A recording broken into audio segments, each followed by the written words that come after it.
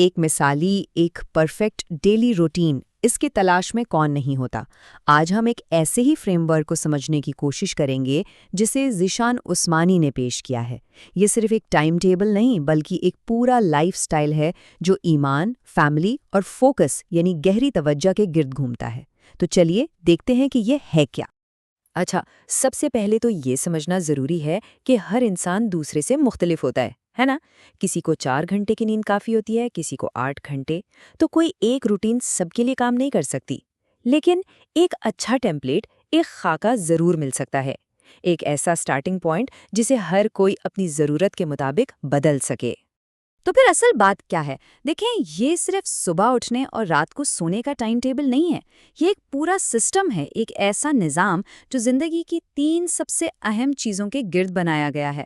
پہلی، اپنے رب سے تعلق، دوسری، اپنی فیملی، اور تیسری، اپنا کام جس میں پوری توجہ شامل ہو۔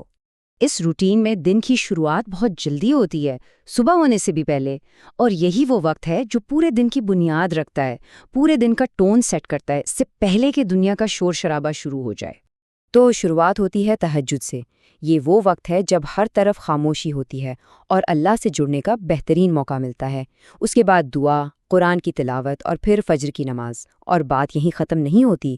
سورج نکلنے کے تقریباً 20 منٹ بعد اشراق کی نماز کے ساتھ یہ روحانی آغاز مکمل ہو جاتا ہے۔ اور دیکھیں، یہاں مقصد صرف رسم کے طور پر عبادت کرنا نہیں ہے، اصل بات ہے اللہ سے کھلی بات چیت کی۔ ایک موقع کہ انسان اپنے سارے دکھ، اپنے دن بھر کے پلانز، یہاں تک کہ کل کی غلطیاں، سب کچھ اللہ کے سامنے رکھ دے اور پھر ایک نئی نیت کے ساتھ دن کا آغاز کرے۔ اچھا، تو دن کی روحانی بنیاد تو رکھ دی گئی، اب فوکس شفٹ ہوتا ہے 2 اور اہم چیزوں پر، فیملی اور پروڈکٹیو کام، یعنی ایسا کام جس میں واقعی کچھ نتیجہ نکلے۔ تو دیکھتے ہیں کہ یہ حصہ کیسا ہے۔ تو سوال یہ ہے کہ صبح کا ناشتہ کیا صرف پیٹ بھرنے کے لیے ہوتا ہے؟ اس فریم ورک کے مطابق بالکل نہیں۔ یہ ایک سکھانے کا، ایک ٹریننگ کا وقت ہے۔ اس وقت کا استعمال ہوتا ہے بچوں سے ان کے دن کے پلانز ڈسکس کرنے کے لیے، انہیں زندگی کے بارے میں، بزنس کے بارے میں اور یہاں تک کہ خیرات کرنے کے بارے میں سکھانے کے لیے۔ یہ ایک طرح سے نالج ٹرانسفر ہے جو بہت چھوٹی عمر سے شروع ہو جاتا ہے۔ فیملی کے ساتھ اس کوالٹی ٹائم کے بعد اب باری آتی ہے دن کے سب سے پروڈکٹیو حصے کی۔ یہ ہے 5 گھنٹے کا ایک ایسا بلاک جو صرف اور صرف ڈیپ ورک یعنی گہری توجہ والے کام کے لیے رکھا گیا ہے، جس میں کوئی ڈسٹریکشن نہ ہو۔ اب سوال یہ ہے کہ بھئی یہ 5 گھنٹے اتنے کارآمد کیسے ہو سکتے ہیں؟ تو اس کے اصول بہت سخت ہیں۔ کوئی واٹس ایپ نہیں، کوئی غیر ضروری ای میلز نہیں، کوئی سوشل میڈیا نہیں، کوئی خبریں نہیں، کچھ بھی نہیں جو توجہ بھٹکائے۔ جب اس طرح کام کیا جاتا ہے نا، تو یہ 5 گھنٹے آرام سے کسی بھی دفتر کے 8 گھنٹوں پر بھاری پڑ سکتے ہیں۔ تو جب یہ ڈیپ ورک والا سیشن ختم ہوتا ہے تو دن ایک نئے فیز میں داخل ہوتا ہے۔ اب وقت ہے آرام کا، نماز کا، اور سب سے بڑھ کر اپنی ذات پر کام کرنے کا، یعنی پرسنل گروتھ کا۔ اکثر دوپہر کے کھانے کے بعد سستی ہوتی ہے نا؟ تو اس روٹین میں اس سستی سے لڑنے کے بجائے اسے استعمال کیا جاتا ہے۔ ظہر کی نماز اور لنچ کے بعد 15 سے 20 منٹ کا ایک چھوٹا سا کیلولا، یا جسے پاور نیپ کہتے ہیں، وہ جسم اور دماغ دونوں کو ریچارج کر دیتا ہے، اور یہ ریچارج اگلی اہم کام کے لیے بہت ضروری ہے۔ اور یہاں سب سے اہم آئیڈیا یہ ہے کہ ترقی یعنی گروتھ کوئی ایسی چیز نہیں جو خود بخود ہو جائے، اس کے لیے وقت نکالنا پڑتا ہے۔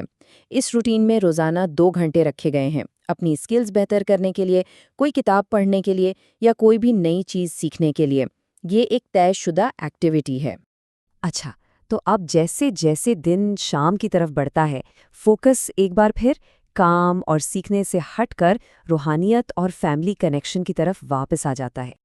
یہ وہ وقت ہے جب انسان دنیا کی بھاگ دوڑ سے تھوڑا سا کٹ کر اللہ کی یاد میں وقت گزارتا ہے، چاہے وہ قرآن کی تلاوت ہو یا صرف ذکر اذکار۔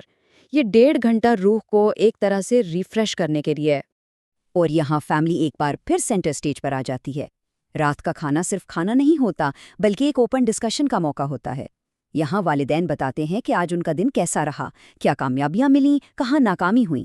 اس سے بچوں کو زندگی کے اتار چڑھاؤ اور ایمانداری کے بارے میں بہت کچھ سیکھنے کو ملتا ہے، وہ بھی پریکٹیکلی۔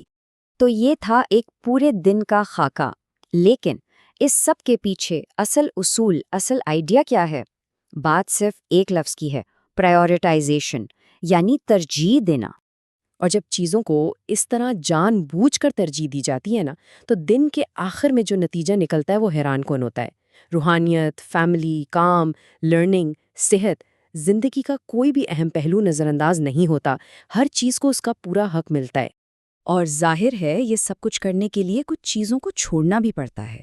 یہ روٹین کام ہی ایسے کرتی ہے کہ یہ وقت ضائع کرنے والی چیزوں کو زندگی سے نکال دیتی ہے۔ یعنی سوشل میڈیا پر گھنٹوں سکرولنگ کرنا، ٹی وی شوز دیکھنا یا سیاسی بحثوں میں پڑھنا، ان سب کی جگہ لے لیتی ہے نماز، فیملی کے ساتھ وقت اور اللہ کا ذکر۔ اور یہ جو بات ہے نا، یہ پورے مسئلے کی جڑ ہے۔